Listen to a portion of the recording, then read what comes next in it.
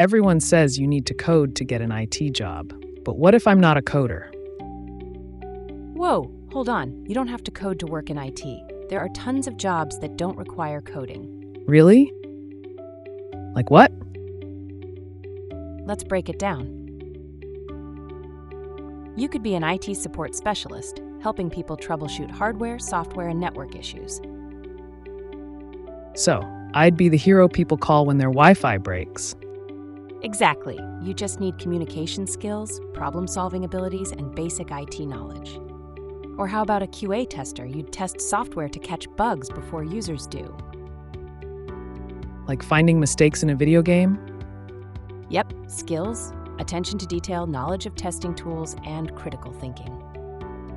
If you're creative, you could become a UX/UI designer, designing apps and websites to make them user-friendly. Wait, I get paid to make things look cool? Pretty much.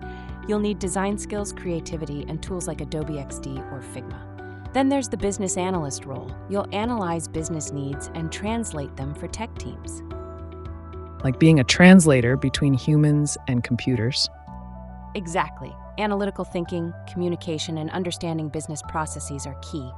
If you love writing, try technical writing. You'd create manuals and guides for software and systems.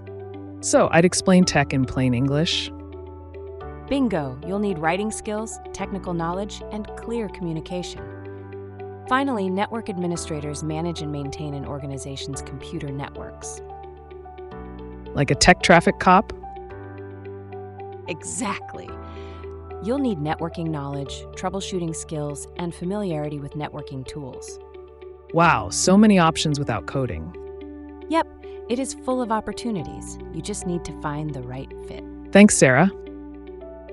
Who knew the IT world was this big? Testtactix, upskill, innovate, succeed.